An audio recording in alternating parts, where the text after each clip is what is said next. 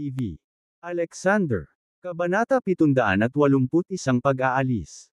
Maaari nilang pakialaman ang sinumang gusto nila, ngunit kung maglakas loob silang hawakan ang aking anak, bukas na ang katapusan ng kanilang buong angkan. Higit pa rito, hindi ako natatakot na tumawag sila para sa mga reinforcement. Kung mas marami ang kanilang dinadala, mas mabuti, dahil magagamit ko ang pagkakataong ito upang maalis ang lahat ng kanilang mga taga-suporta at koneksyon. Huwag kang mag-alala. Samahan mo na lang kami ni Doyan sa hotel. Bukas na lang natin ay settle ang score sa Perez clan. Tumigil si Naomi sa sobrang pag-iisip matapos marinig ang mga komento ni Alexander at sinundan sila ni Doyan. Pagkatapos ng isang oras, ang conference room ng Perez clan. Lolo, ipaghiganti mo ako. Pagmamakaawa ni Leo sa senior na nakaupo sa main seat. Ang lalaking iyon ay nagpapilaya ng aking mga litid sa kanyang mga nasasakupan, at kahit na gumaling sila ng maayos, ako ay may kapansanan at hindi makalakad o magtrabaho ng maayos. Magiging inutil akong tao. Lumuhod si Leo sa isang throne chair, ang kanyang mga kamay at bukong-bukong ay pinigilan ng mga braces, na ginawa siyang tanga. Ang kanyang ama ay nakaupo sa kanyang kaliwa, isang medyo may edad na lalaki na may galit na ekspresyon sa kanyang mukha. At ang babaeng nagpupunas ng kanyang luha ay ang kanyang ina. Si Tiago, ang kasalukuyang patriarch ng Perez clan, ay nakaupo sa gitnang upuan at tinawag na lolo. Hinamplas ni Tiago ang mesa matapos marinig ang mga reklamo ni Leo at marahas na sumigaw, may nang-ahas talagang saktan ang apo ko sa Magic City. They're sick ang death. Lolo, Alexander ang pangalan ng lalaking yun, at ang subordinate niya ay si Doyan, naiinis na dagdag ni Leo. Alexander. Parehong natigilan sina Shane at Jeffrey sa sulok nang marinig ang tatlong salitang ito. Lolo, hindi lang napilaya ng Alexander na iyon ang aking mga litid, ngunit pinadalhan niya ako ng mensahe na nagsasabing darating siya bukas at lipulin ang aming buong angkan. Nagtakip ng ngipin si Leo. Ano? Sa sobrang galit ni Tiago ay kumuha siya ng isang tasa ng tsaa sa mesa at ibinagsak ito sa lupa. Higit pa rito, hiniling niya sa akin na maghatid ng mensahe kina Shane at Jeffrey, na nagsasabing, hindi ba sila nagpapasalamat pagkatapos na tretuhin ng maayos ng Perez clan? Dagdag ni Leo. May kaugnayan ka ba sa angkan ni Lucas? Nakuha ni Shane at Jeffrey sa sulok ang atensyon ng mga miyembro ng Perez clan doon. Kilala niyo ba itong si Alexander? Tanong ni Tiago. Walang pag-asa na tumanggo si Shane at idinagdag, ang lalaking iyon ay asawa ng aking apo. Gumamit ang iyong young master ng bone marrow na kinuha mula sa katawan ng kanyang anak. Dahil ang pagkuha ng bone marrow ay hindi palaging nagre-resulta sa kamatayan, hindi na kailangang lumikha ng ganoong kaguluhan. Gayunpaman, ang taong ito ay likas na malupit at pinahahalagahan ang buhay ng kanyang anak kaysa sa kanyang sarili. Kung sinabi namin sa kanya, hindi siya kailanman pumayag. Kaya nga nagsumikap ako sa pagkuha ng bone marrow para sa paggamot ng iyong young master. Nakikita ko, sabi ni Tiago, na kinikilala ang kanyang pag-unawa sa bagay na iyon. Iyon ang nagpapaliwanag kung bakit walang pag-aalinlangan na pinigilan ni Alexander ang mga litid ni Leo. Sa tingin nila kaya nilang sirain ang Perez clan kung silang dalawa lang. Nananaginip sila. Matigas na sagot niya sa puntong iyon. Dahil gusto niyang kumakatok sa aming pintuan para humingi ng kamatayan, ipapadala ko siya bukas. Ipaghihiganti ko si Leo at tatapusin ang anumang magiging problema ng Perez clan. Gusto lang naming kumuha ng bone marrow sa anak niya, pero gusto niya ang buhay ng buong angkan namin. Ang isang malupit na katulad niya siguro ay nagpalaki ng anak na hindi rin maganda. Kabanata 782 Don's Legion. Kahit na nangangahulugan ito ng kamatayan para sa ating young master ng Perez clan, ito ay isang karangalan para sa kanyang anak na babae. Kawawang Leo, nilapitan talaga siya ng halimaw na ito sa entrance ng airport. Tay, putulin mo siya at ikalat ang kanyang abo sa hangin. Saka lang makakahanap ng kapayapaan ang ating pamilya. Natigilan sina Shane at Jeffrey. Wala silang ideya na pupunta si Alexander sa Magic City para maghiganti kay Micah. Ang Perez clan ang pinakamakapangyarihang clan sa Eastern Alvonia, at ang Magic City ang kanilang kuta. Ang katapangan ni Alexander na hamunin ang awtoridad ng Perez clan dito ay isang bitag. Pinuntahan ni Tiago ang biolohikal na ama ni Leo sa puntong ito at sinabing, Austin, mula nang nasugatan ng batang iyon ang iyong anak, personal mong pinangunahan ang isang pangkat upang hulihin siya at dalhin siya sa akin para sa parusa. Gusto ko siyang tanungin at alamin kung sino ang nagbigay sa kanya ng lakas ng loob na saktan ang apo ko sa Magic City. Oo, tatay. Pumayag naman si Austin at papalabas na. Maghintay. Hindi napigilan ni Shane na mapasigaw. Ano ang mga tagubilin mo, Mr. Shane? Tanong ni Tiago na humarap kay Shane. Paulit-ulit na iwinagayway ni Shane ang kanyang kamay, na nagsasabing, walang mga tagubilin. Gusto ko lang magbigay ng ilang mga salita ng payo. Si Alexander ay isang napakahusay na martial artist, at dahil hindi pa bumabalik si Douglas at ang matangkad na lalaki, ang mga bagay ay hindi maganda. Ngayon na ang iyong anak ay personal na namumuno sa koponan, mas mahusay na magdala ng ilang higit pang mga bihasang individual upang matiyak ang tagumpay. Tumango si Tiago. Ang lalaking iyon ay naglakas loob na kumilos kay Leo pagkababa niya ng eroplano, kaya dapat mayroon siyang ilang mga pambihirang kakayahan. Austin, kunin ang token na ito at magtipon ng 1,000 sundalo ng Legion of Dawn. Kumilos ng mabilis at tiyak. Kumuha si Tiago ng dark green token sa manggas niya at iniabot kay Austin nang matapos siyang magsalita. Nang makita ng lahat sa silid ng konseho ang token na ito, bumilis ang tibok ng kanilang puso. Kung kinakatawan ng Black Feather Order ang siglo gulang na kadakilaan ng pamilya Pearson, ang Legion of Dawn ay kumakatawan sa Perez clan, na namamahala sa Magic City at sinindik ang buong rehiyon ng Eastern Alvonia sa daan-daang taon. Ang Legion of Dawn ay may kabuuang 5,000 lalaki, bawat isa ay kasing husay ni Douglas at ang matangkad na lalaki. Ang isang hukbo ng 5,000 nangungunang mga propesyonal ay may kakayahang sirain ang anumang bagay sa kanilang landas. Bagamat gusto lang ni Tiago na pamunuan ni Austin ang 1,000 mandirigma mula sa Legion of Dawn, magkasama silang makakabuo ng isang bagyong sapat na malakas upang lipulin ang 10,000 malakas na hukbo. Hindi sila magiging kalaban para sa kanila maliban kung ang kabilang panig ay may malalaking armas tulad ng mga rocket at armored vehicle.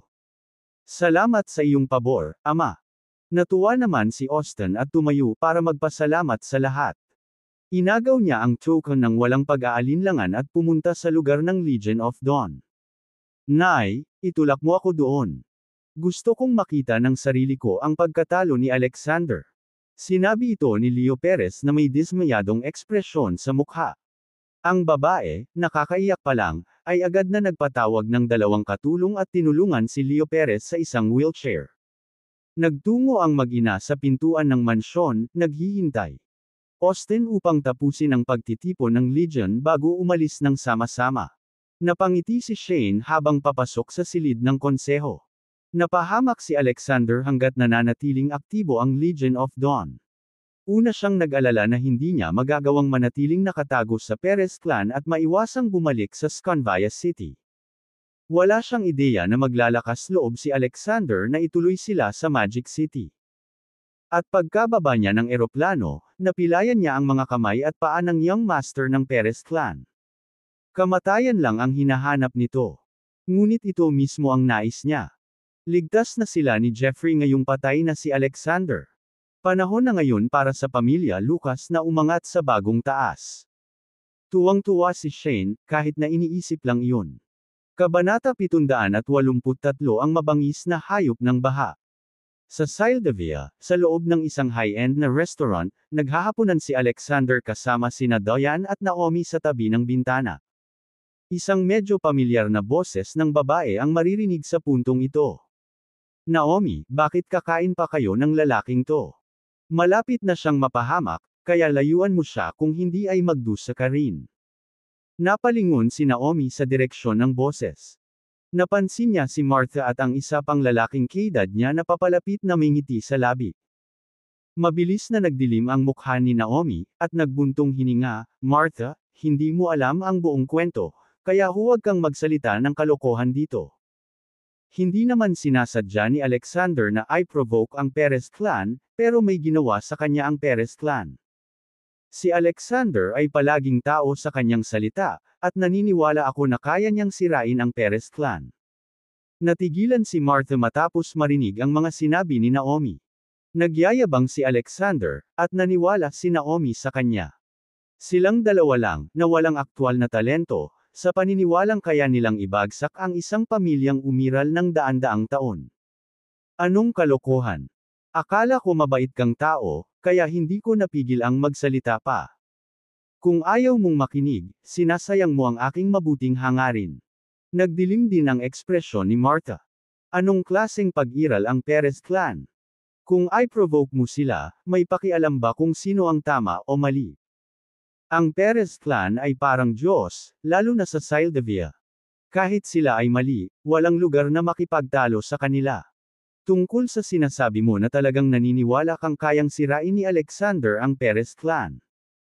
Naomi, sa tingin mo ba dahil lang sa kaunting kaalaman nila sa martial arts, kaya nilang lipulin ang isang pamilya na nanindigan ng daan-daang taon?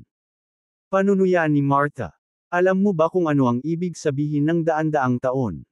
Nangangahulugan ito na nakaligtas sa mga salungatan ng warlord, pagsalakay ng mga dayuhan, at iba pa bago na itatag ang Alvonia. Ang pamana at kapangyarihan ng Perez clan ay higit pa sa ating pag-unawa. Kapag nagalit ang Perez clan, ito ay parang isang mabangis na hayop sa baha sa buong silangang rehiyon ng Alvonia. Walang makakapigil sa kanila. Hindi na nakayanan ni Alexander na nakaupo sa tabi ni Naomi. Ang Perez clan ay maaaring magmukhang makapangyarihan sa iyong paningin, sagot niya kay Martha, umiling-iling. Ngunit wala sila sa paningin ko. Kung gusto kong mabuhay sila, mabubuhay sila. Kung gusto kong mamatay sila, hindi sila mabubuhay. Sa susunod na araw, hahaha. Humagalpak ng tawa si Martha at ang katabi niyang binata nang matapos magsalita si Alexander. Ipagpalagay na sana nilang nakatagpo sila ng mga tanga kung hindi siya kilala ni Naomi. Mabubuhay sila kung gusto niya. Hindi sila mabubuhay sa susunod na araw kung gusto niyang patayin sila. Kahit na ang 8 banners ay hindi maglalakas loob na magsabi ng mga ganoong bagay, hindi ba? Dude, sinong nagbigay sa'yo ng kumpiyansa para magsabi ng mga ganyan? Isang galit na boses ang sumigaw mula sa labas ng bintana sa puntong ito. Pagkatapos, mula sa labas, 12-dosenang mga truck ang umuungal. Isang tao ang lumabas sa harap ng itim na Rolls-Royce. Si Austin ang ama ni Leo. Isang ginoong naka-wheelchair ang hinayla pababa mula sa napakalaking sasakyan sa likuran niya. Ito ay si Leo, na ang mga paa ay naparalisa ni Alexander. Umupo ang kanyang ina sa tabi niya. Nanlaki ang mga mata ni Martha nang makita si Leo. Dumating na ang ganti ni Leo. She mocked Alexander before instantly wrapped her arm around the man next her and said, "Yan ang young master ng Perez clan." Tinulungan ko siyang tumayo ng baldado ang mga paa niya, at tumawag din ako ng ambulansya. Kabanata 784 na Out of the Ordinary. Let's go talk to them for a while. At least, makikilala natin sila. Ang lalaking katabi ni Martha ay biglang pinaikit ang kanyang mga mata at sumigaw, ang Don Legion. Nang matapos magsalita si Martha.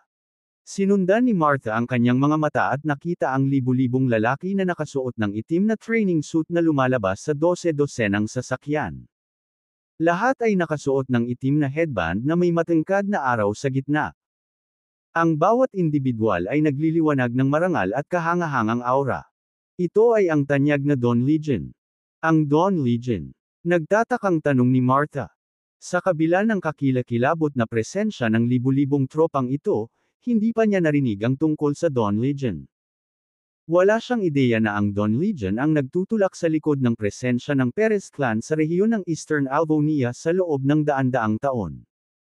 Nagpahayag ng pagkagulat ang binata at ipinaliwanag, ang Don Legion ay isang pribadong puwersang panseguridad na binuo ng Perez clan sa daan-daang taon. Ang bawat isa sa kanila ay maaaring inilarawan bilang isang mabigat na mamamatay tao. Sa 5,000 miyembro, ginawa ng Don Legion ang Perez clan na ipinagmamalaki sa rehiyon ng Eastern Alvonia, at isa sila sa iilan na legal na sibilyang militia. Hanggat ang Perez clan ay hindi gagawa ng anumang kataksilan, kahit ang 8 banners ay hindi maglalakas loob na madaling pukawin sila. Diyos ko, sabi ng isa. Nang marinig ito ni Martha, natigilan siya at tinakpan ang kanyang bibig. Pagkatapos ay humarap siya kina Alexander at Diane, na parang sinasabing, "You are doomed today." Sina Alexander at Diane, silang dalawa lang, paano kaya nila haharapin ang libu-libong miyembro ng Dawn Legion? Pati si Naomi, na nakaupo sa tabi ni Alexander, ay pawis na pawis nang marinig ang usapan ni na Martha at ng binata. Si Alexander at Diane naman ay hindi nagalaw. Hindi mabilang na tao ang napatay ni Alexander sa Northern Battlefield, kung saan damaloy ang dugo at nasawi ang mga buhay. Hindi pinansin ni Alexander ang libong katulong na nasa harapan niya, sa kabila ng katotohanang kilala sila na outstanding. Si Diane, kahit na isang babae lamang, ay sumunod kay Alexander at nagtiis ng maraming mga salungatan. Ang kanyang titulo bilang Iron Woman ay hindi lamang isang titulo. Makakalaban kaya ng 1,000 individual, gaano man kalakas, ang milyon-milyong dayuhang tropa na nakatalaga sa hangganan. Ikaw ba ang taong nagparalisa sa anak ko? Naglakad-lakad si Austin sa restaurant na nakataas ang ulo at tinanong si Alexander na may malungkot na ekspresyon sa mukha. Alexander, how dare you hurt my son Leo in the Sildavia? You are asking for trouble. Sabi nung babae sa likod niya. Mayroon kang 3 segundo para lumuhad sa harapan ko kung hindi ay sasalakayin ng ating Perez Clans Dawn Legion ang bahay mo at lilipulin ang buong pamilya mo. Si Leo, na nakaupo sa isang wheelchair, ay nagdikit ng kanyang mga ngipin kay Diane at sumigaw, "Ikaw, isang walang kwentang babae, sa tingin mo ay napakalakas mo. Kung mayroon kang lakas ng loob, lumabas ka ngayon at makipagkumpetensya sa Dawn Legion ng ating Perez clan." Sa kabila ng katotohanan na si Leo ay ipinanganak kay Austin ng kanyang pangalawang asawa, siya ang panganay na apo ni Tiago, at ang buong Perez clan ay may mataas na pag-asa para sa kanya.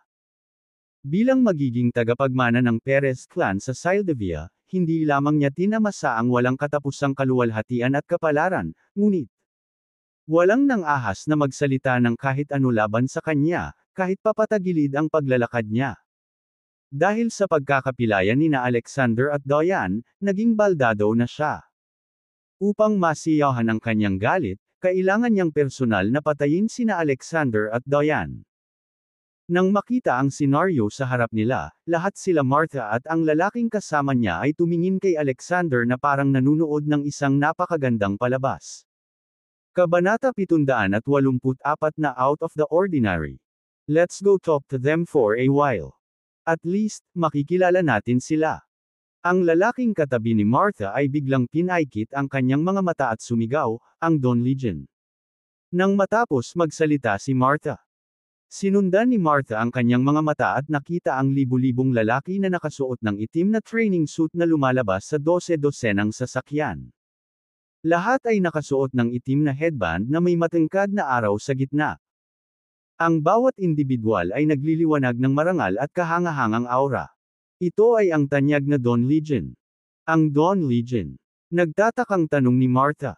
Sa kabila ng kakilakilabot na presensya ng libu-libong tropang ito, hindi pa niya narinig ang tungkol sa Dawn Legion.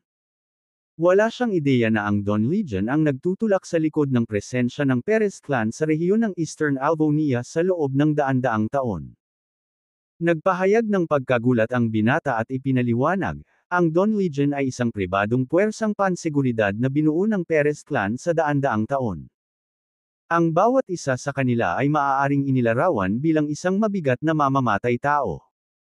Sa 5,000 miyembro, ginawa ng Dawn Legion ang Perez clan na ipinagmamalaki sa rehiyon ng Eastern Albonia, at isa sila sa iilan na legal na sibilyang militia.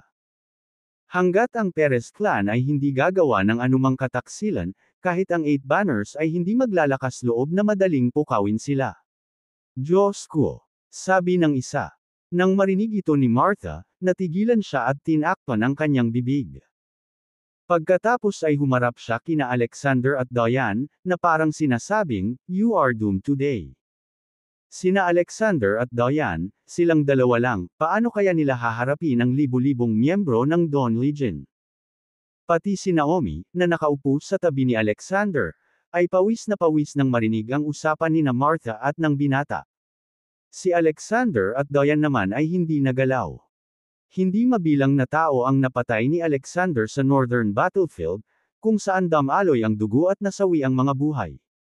Hindi pinansin ni Alexander ang libong katulong na nasa harapan niya, sa kabila ng katotohanang kilala sila na outstanding.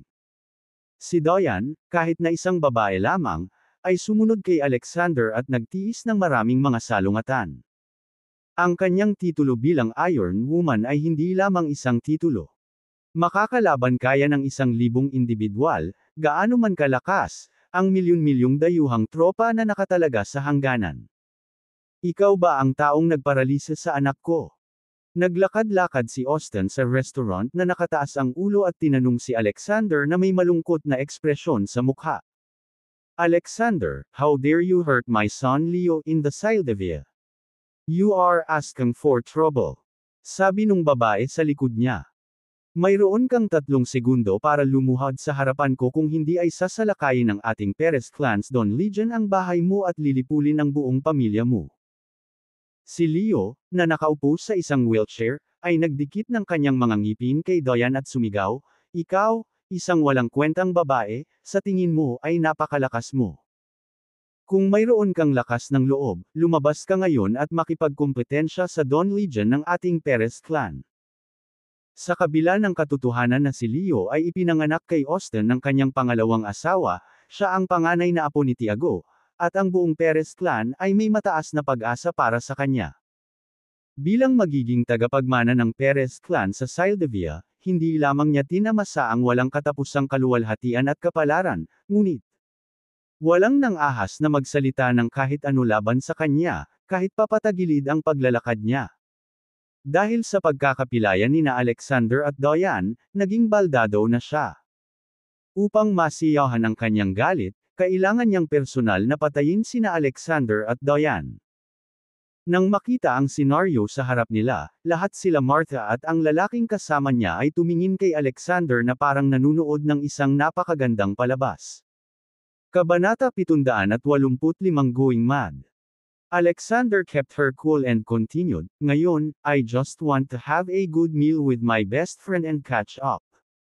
If you want to die, I will natural send you on your way tomorrow." Naomi, ayokong may nakakainis na makakaistorbo sa pagkain niya, lumabas ka na at bahala na, anito nang matapos siyang magsalita. Natigilan si Leo at ang iba pa nang marinig ang mga pahayag ni Alexander. Si Martha at ang lalaking kasama niya ay nagmulat ng kanilang mga mata. Nasa harapan nila ang libu-libong miyembro ng Perez Clan, at naglakas loob si Alexander na maging ganoon ka-arrogant. Pati si Naomi ay nakaramdam ng pagkabalisa. Si Diane ay katangi-tangi, ngunit kaya ba niya ang 1,000 miyembro ng Perez Clan ng mag-isa? Higit pa rito, ang palitan ni Martha at ng lalaking kasama niya ngayon ay nagpakita na ang bawat miyembro ng Perez Clan ay isang malakas na eksperto. Libu-libong mga profesional ang nagtipon. Ang kanilang pinagsamang lakas ay lampas sa kaila hilakbot. Ibinuka ni Naomi ang kanyang bibig sa pagtatangkang hikayatin si Alexander. Ngunit ibinaon ni Alexander ang kanyang mukha sa kanyang mga kamay, misensinang pinag-aaralan ang menu, nang hindi siya pinahintulutan ng pagkakataon na hikayatin siya. Habang nag-aalala si Naomi, tumayo na si Diane at pumunta sa entrance ng restaurant, hawak ang dragon dagger. Isang nakakatusok na tunog ang narinig. Sa pasukan ng restaurant, nabuo sa lupa ang isang trench na mahigit 20 sentimetro ang lalim. Kung sino man ang maglakas loob na tumawid sa kanal na ito, ipapadala ko agad sila sa hari ng impyerno. Malamig na deklara ni Diane sa mga miyembro ng Perez Clan sa labas ng entrance. Ano? Natigilan at nagalit sina Austin, Leo, at ang iba pa. Hindi lang sila tinakot ni Alexander sa libu-libong miyembro ng Perez Clan. Sinabihan pa niya ang mga ito na huwag makialam sa kanilang hapunan. Upang magpadala ng isang batang babae upang magtatag ng isang linya sa pasukan ng restaurant, sinusubukang pigilan ang libu-libong miyembro ng Perez Clan. Ito ay panunuya para sa Perez clan at sa hukbo nito. Anak, sa sobrang yabang mo, wala akong pakialam na patayin muna kita at pakse ng buong pamilya mo. Ito ang kapalaran ng mga hindi gumagalang sa ating Perez clan at Perez clan army. Huwag mong pakinggan ang babaeng ito. Dapat sabay tayong umatake. Sa labas ng pinto, sinigawan ni Austin ang mga miyembro ng Perez clan. Oo. Sabay-sabay na sumagot ang libu-libong miyembro ng Perez clan, lumalakas ang kanilang mga boses. Sumunod silang lahat kay Doyan sa sumunod na segundo. Mukhang baliw ang dalagang ito. Sa loob ng kainan, nakasuot ng schadenfreude expression si Martha. Nanunuya din ang lalaking kasama niya, nanunuya ang mga mata. Mukhang nasaksihan nila si Doyan na tinadyakan hanggang mamatay ng Perez clan army. May sasabihin sana ang binata nang mapatid ang ngiti nito. Napansin nilang ang unang miyembro ng Perez clan army na tumawid sa trench ay hindi man lang nahawakan ang lelayan ng kasuotan ni Doyan. Itinaas ni Doyan ang kanyang dragon dagger at naglaslas ng hangin. Isang napakalaking dami ng bagong dugo ang umagos mula sa leeg ng miyembro ng Perez clan, na nag-iwan ng malalim, nakikitang buto ng dugo. Thud, isang monotonous na tunog. Bumagsak sa lupa ang namatay. Nagulat ang mga tauhan ng Perez clan army na nakatayo sa likuran niya. Ang babaeng ito ay may kakayahang pumatay mula sa malayo. Gayunpaman, lahat sila ay may karanasan at mahusay na mga eksperto. Agad silang nag-react pagkatapos ng maikling sandali ng pagkagulat. Damn girl, parang minaliit ka namin. Ang isang grupo ng mga tao ay nagbulang-bulungan sa pamamagitan ng pagngangalit ng mga ngipin habang tinitingnan nila ang katawan sa lupa.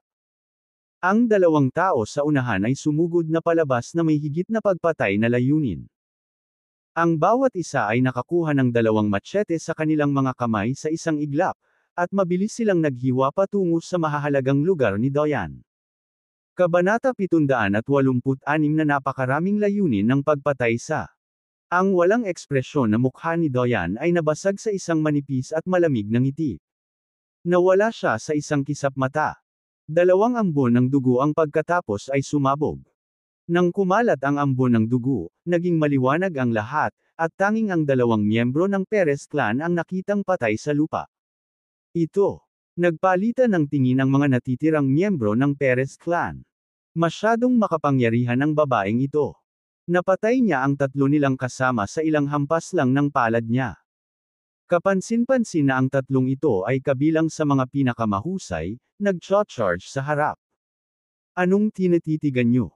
Attack, all together, kill this damn girl. Napasigaw si Austin sa sobrang sakit nang makitang nahulog sa kamay ni Doyan ang tatlong miyembro ng Perez clan. Ang Perez clan, na may kasaysayang itinayo noong daan-daang taon, ay mayroon lamang 5,000 miyembro, na nagpapakita kung gaano sila kasipag. Ang ilang miyembro ng Perez clan ay minana ang kanilang mga post sa maraming henerasyon at nanatiling tapat sa clan hanggang sa kanilang kamatayan. Dahil dito, pinagmumulan ng kalungkutan ang pagkawala ng bawat miyembro ng Perez clan. Pinatay ni Doyan ang tatlong miyembro ng Perez clan gamit ang isang wave ng kanyang kamay, dahilan para mabaliw si Austin. Magagalit si Tiago kahit na matagumpay niyang nahuli sina Alexander at Doyan. Patayin. Ang natitirang 900 miyembro ng Perez clan ay sumigaw, ang kanilang hangarin sa pagpatay ay kapansin-pansin. Kung may misyon lang silang ginagawa noon, mula ngayon ay lalaban na sila para sa kanilang karangalan. Kung hindi namatay si Doyan, ang Perez clan, na naghari sa Sildavia sa loob ng daan-daang taon, ay kukutsain ng ibang bahagi ng mundo. Ang 900 miyembro ng Perez clan ay lumapit kay Doyan na may sumigaw. Binabaan nila ang kanilang lakad habang papalapit, dahil pinuprotektahan ni Doyan ang pasukan. Hindi nila siya kayang salakayin ng sabay-sabay, kahit na marami silang tao. Parang gatekeeper si Doyan sa diskarte, imposibleng talunin. Maaari niya silang patayin isa-isa sa pamamagitan ng pagtatanggol sa pinakamagandang lokasyon. Ibagsak mo ang pader para sa akin. Utos ni Austin. Ang pagsira sa pader ay hindi mahirap para sa mga miyembro ng Perez clan, na nagtataglay ng mga kamangha-manghang kakayahan. Mawawala si Doyan sa kanyang kalamangan basta't masira ang dingding ng restaurant. Nanlamig ang mga mata ni Doyan nang marinig ang komento ni Austin. Lumabas talaga siya ng restaurant, tumambad sa mga miyembro ng Perez clan. Hindi para sa anumang iba pang dahilan kaysa sa ayaw niyang masira nila ang hadlang.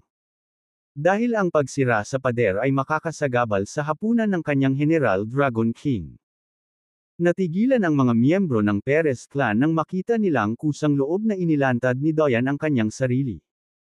Ang sinumang maglakas loob na guluhin ang katahimikan ng general na hari ng dragon ay mamamatay. Mahinahong sabi ni Doyan. Aktibo niyang hinarap ang mga miyembro ng Perez clan nang matapos siyang magsalita. Ibinaba niya pasulong ang kanyang punyal habang humahakbang pasulong gamit ang kanyang kaliwang paa. Swoosh! Ilang miyembro ng Perez clan ang hiniwa at namatay sa lupa. Ang punyal na may pattern ng dragon ay binawi habang umuurong siya gamit ang kanyang kanang paa. Marami pang miyembro ng Perez clan ang natagpuang patay sa lupa. Si Doyan ay hindi na isang magandang babae, ngunit isang malaimpyernong diyosa. Kung saan man ituro ang kanyang punyal, kung sino man ang naroon ay mamamatay. Ang dagger na may pattern ng dragon, na nagbuga ng pulang ilaw, ay parang side ng Grim Reaper, na nag-aani ng buhay. Ang mga miyembro ng Perez clan ay isa-isang namatay sa ilalim ng kanyang talam, ngunit wala siyang kahit isang hibla ng buhok na nasugatan. Daan-daang miyembro ng Perez clan ang napatay sa kanyang mga kamay sa loob ng ilang segundo. Duguan ang lupa. Maging ang matatapang at mahuhusay na miyembro ng Perez clan ay namutla sa takot, na nakatingin kay Doyan na may takot sa kanilang mga mata. Parehong nagulat si Martha at ang katabi niya sa nakita sa labas ng bintana. Kabanata 787 Walang nang ahas lumaban. Nang magkatitigan sila ay kitang-kita nila ang takot sa mga mata ng isa't isa. Si Doyan, na hindi nila napansin noon, ay nagpakita ng nakakatakot na kapangyarihan. Ang mga sundalong Perez clan na lumapit kay Doyan ay parang tambak ng mga durog na bato sa kanyang harapan. Iminungkahi ng mapang-uyam na kilos ni Doyan na ang pagpatay sa mga tao ay walang pinagkaiba sa pagputol ng mga gulay at prutas para sa kanya. Tao pa ba siya? Crush niya talaga ang mga sundalo ng Perez clan natin ng ganito. Natigilan at nagalit sina Austin at Leo. Noong una ay naramdaman nilang sapat lamang ang mga kakayahan ni Doyan, kaya nagdala siya ng 1,000 sundalo ng Perez clan upang lubos silang madaig ng kanyang kahangahangang presensya. Ngunit wala silang ideya na gagawin ni Doyan na walang pagtatanggol ang buong angkan ng Perez bago pa man kumilos si Alexander. Nakakakilabot. Ito ay lubhang nakakatakot. Ang mas ikinaalarma ng babaeng ito ay siya ang nasasakupan ni Alexander. Mabilis na dumidilim ang ekspresyon ni Leo nang mapagtanto niya ito. Mapait na napangiti si Doyan nang makita niya ang nagtatakang mga tropa ng Perez clan at nagtanong, may iba pa ba? Sino ba ang may lakas ng loob na hamanin ako? Pasulong, at ipapadala kita sa iyong daan. Ang mga kawal ng Perez clan ay nabalisa. Hindi sila pinansin ni Doyan. Naglakas loob silang magalit ngunit hindi magsalita sa oras na ito. Sa harap ng panunukso ni Doyan, ang magigiting at mahuhusay na tropa ng Perez clan ay sadyang takot na lumaban. Kahit na ang panunood ng dragon pattern dagger ni Doyan ay gumagawa ng kakaibang crimson light ay nanginginig ang kanilang mga binti. Ang dragon dagger na ito ay kahawig ng soul-locking hook ng Grim Reaper sa kanilang mga mata. Inilipat ni Doyan ang kanyang tingin sa kabuuan ng silid at malamig na sinabi, dahil walang nang ahas na humakbang pasulong, bakit hindi ka umalis dito? Ayokong palayain ka, ngunit sinabi ni General Dragon King na ayaw niyang may nakikialam sa reunion. Kung gusto mo talagang mamatay, pagkatapos ay maghintay hanggang bukas, kapag si General Dragon King ay pumunta upang sirain ang Perez clan, at ipapadala ko kayong lahat sa iyong paglalakbay ng magkasama. Hindi nakatiis na tumingin si Doyan sa kanila pagkatapos sabihin ang mga katagang ito at tumalikod na para maglakad papasok sa restaurant. Napahinto siya nang madaanan niya sina Austin at Leo. Parehong takot na takot sina Austin at Leo. Ano? Ano ba talaga ang gusto mong gawin? Umirap si Doyan, linisin mo ang mga katawan sa labas, at ililibre kita hanggang bukas.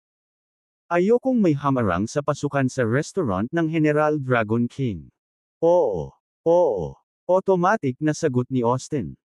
Sigurado siya na kung magsalita man lang siya ng isang salita ng pagtanggi, ihahampas ni Doyan sa kanya ang parang dragon na punyal. Sa isang taong kasing lupit ni Doyan, ang pagpatay ng isang tao o 10 tao ay may kaunting pagbabago. Kapag may pagdududa, tumalikod. Bilasan mo. Pagpupumilit ni Austin sa katabi niyang babae. Hindi na nang ahas ang babae na gumawa ng isa pang tunog at itinulak pasulong ang wheelchair ni Leo. Nang makita ni Martha at ng lalaking kasama niya ang mga miyembro ng Perez clan na lumabas ng restaurant na may kahihiyan, natigilan sila at hindi nakapagsalita. Hindi sila maniniwala kung hindi nila nasaksihan ng sarili nilang mga mata na magkakaroon ng napakasamang araw ang kilalang Perez clan. Nagdilim ang mukha ng pamilya ni Austin nang lumabas sila ng restaurant at nakita ang mga biktima na nakatambak sa lupa. Hindi man lang nila ginalaw ang mga kasuotan ni Doyan, ngunit halos 100 sundalo ng Perez clan ang kanilang isinakripisyo para sa wala. Hindi lang sila inutusan ni Doyan na umalis sa restaurant, kundi sinabihan din niya silang linisin ang mga bangkay sa lupa. Pinagpala ba ang pamilya Lucas? Kabanata 788 Pinagpala ba ang pamilya Lucas? Ano ba talaga ang sinasabi nila? Ayaw nilang mapansin ni General Dragon King ang anumang nakakainis habang kumakain siya. Kailan pa sila nakaramdam ng napakababa ng tingin? O hindi. Sobrang nakakasama. Alexander, Doyan. Well, maaalala kita. Galit na sumimangot si Austin kay Alexander sa bintana. Maaaring sanay ka, ngunit wala ka pa ring karanasan na lumaban sa ating Perez clan. Hihintayin kita bukas para makita kung maglakas loob kang pumunta sa pintuan ng aking Perez clan. As long as you dare to come, ako, Austin, wawarayin kita at ipapakain sa ilog. Naghanda si Austin na umalis kasama si Leo at ang iba pa pagkatapos gumawa ng sunod-sunod na pagbabanta. Sir, paano po ang mga bangkay sa lupa? Tanong ng isa sa mga tropa ng Perez clan. Of course, take them away. Silang lahat ay magigiting na mandirigma na nagsakripisyo para sa ating Perez clan. Bulalas ni Austin, tense ang boses. At linisin ang dugo sa lupa bago ka umalis, patuloy ni Austin. Natakot siya na kapag hindi niya ipinaliwanag ng malinaw ang kanyang punto, magagalit si Doyan at mapapatay ang kanilang buong pamilya. Hindi siya magiging komportable hanggang sa bumalik siya sa mansyon ng Perez clan. Kung balak nilang hulihin sina Alexander at Doyan, lumalabas na kakailanganin nila ang 5,000 mandirigma ng Perez clan para mag-all out at samantalahin ang timing at lokasyon. Wala siyang ideya na haharapin ng Perez clan ang gayong matinding kalaban sa sarili nilang kuta. Makalipas ang mahigit kalahating oras. Conference hall ng mansyon ng Perez clan. Si tatay, si Austin, at ang kanyang pamilya ay bumalik na, isang nasa katanghaliang gulang na lalaki na may katanghaliang katawan na inihayag kay Tiago. Naningkit ang mga mata ni Tiago. Bumalik sila ng mas maaga kaysa sa inaasahan ko. Gapyusan mo ng mahigpit si Alexander at dalhin sa akin. Gusto kong makita kung ano ang hitsura ng taong ito, para ma-provoke ko talaga ang apo ko sa Sildavia. Hindi napigilan ni Shane at Jeffrey sa sulok ang kanilang saya nang marinig nila ang sinabi ni Tiago. Si Alexander ay kasing liit ng butil ng buhangin sa karagatan kumpara sa napakalaking Perez clan. Maaari silang bumalik sa Sconvia City at hintayin ang Perez clan na bigyan sila ng elevator, na nagpapahintulot sa kanila na umakyat sa katanyagan, hanggat pinatay ni Tiago si Alexander. Si Alexander ay talagang binigyan ng pribilehiyo ng pamilya Lucas sa pagkakataong ito na makipagsapalaran upang bisitahin ang Sildavia.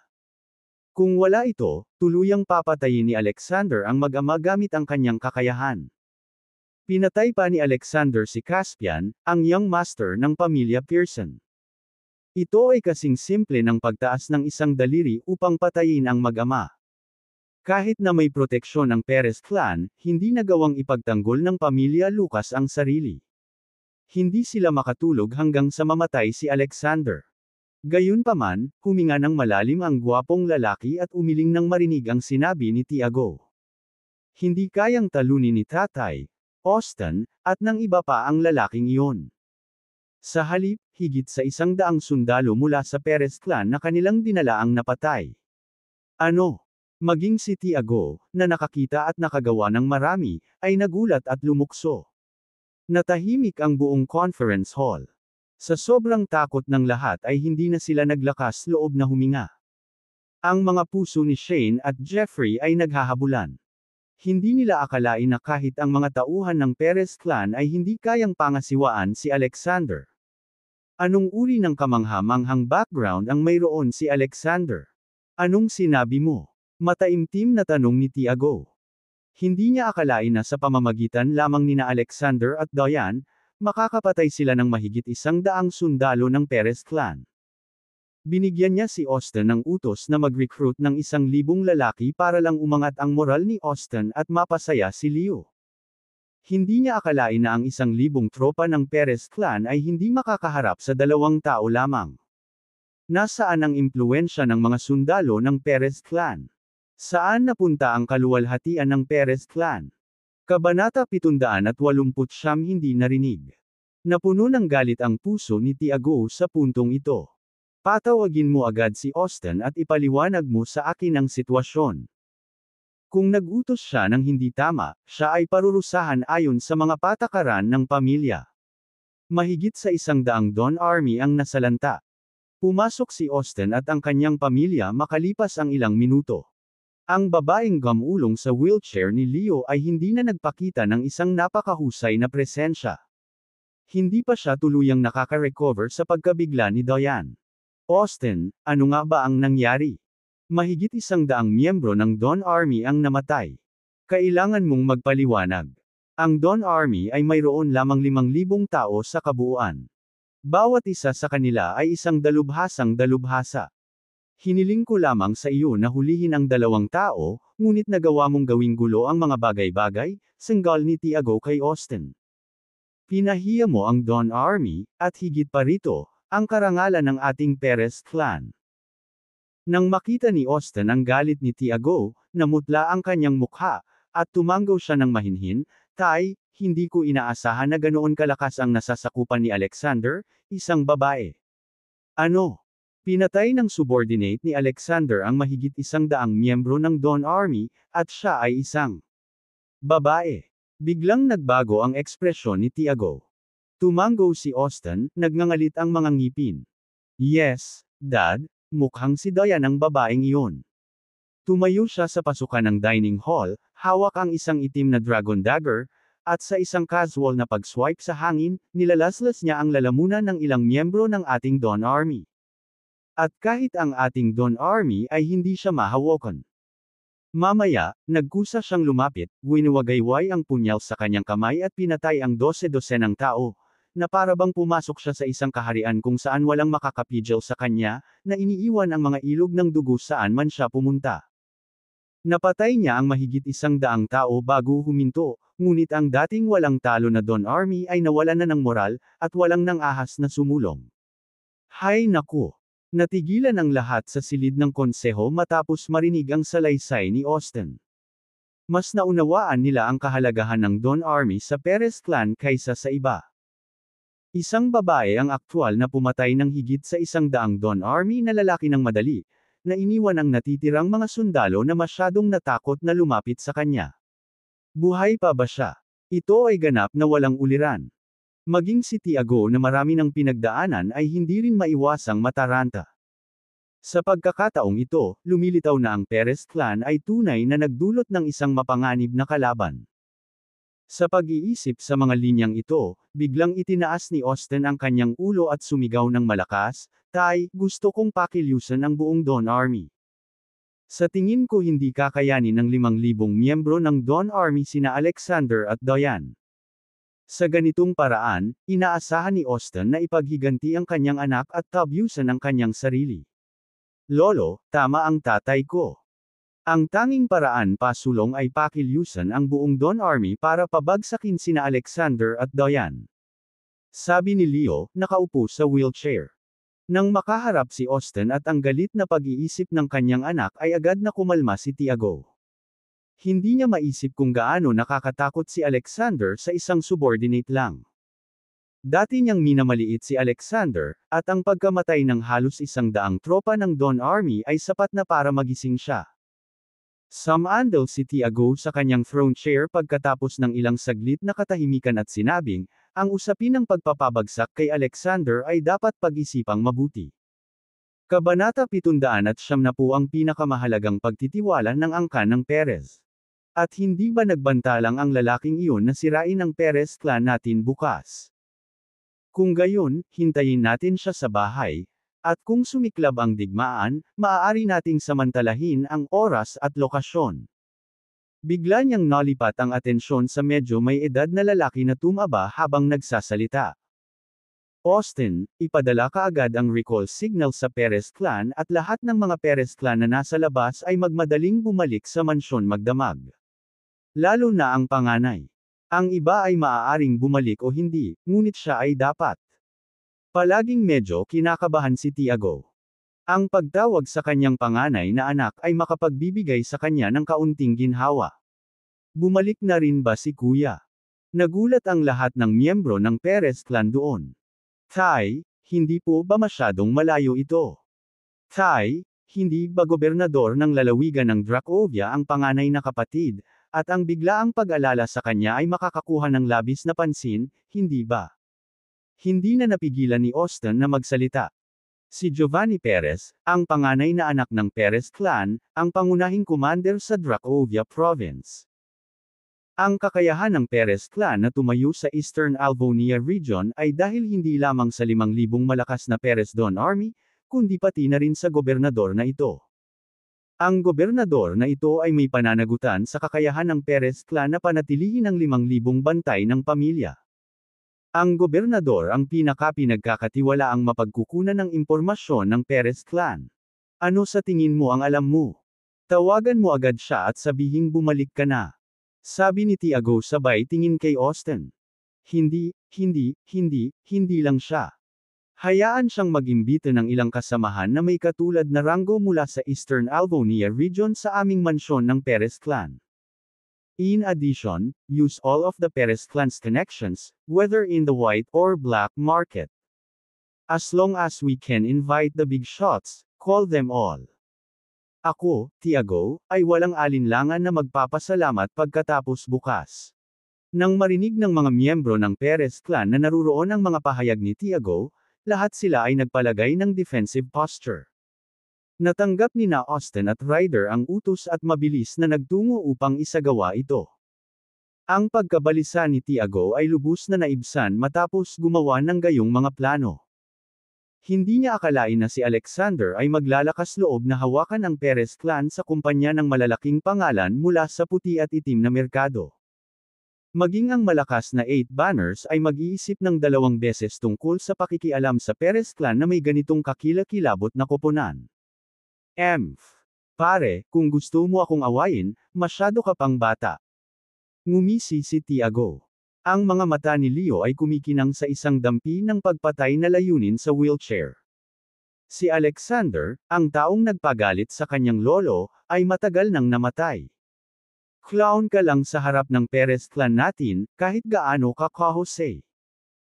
Hindi lamang magkakaroon ng 5,000 malakas na Perez Dawn Army na naghihintay sa iyo bukas, kundi pati na rin ang aking tiyuhin at ang kanyang mga kasamahan at lahat ng mga koneksyon ng Perez clan. Malamang na wala ka ng mapupuntahan at wala ka ng ililibing sa oras na iyon. Si Shane sa sulok ay hindi maiwasang mapangiti nang marinig ang maingat at may sensinang pag-aayos ni Tiago. Inaabangan pa nila ang pagdating ng bukas.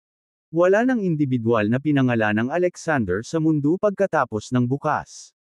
Maaari silang buong kapurihan na bumalik sa pamilya Lucas sa Scanvia City pagkatapos bukas at simulan ang kahangahangang paglalakbay upang makuha ang respeto ng lahat.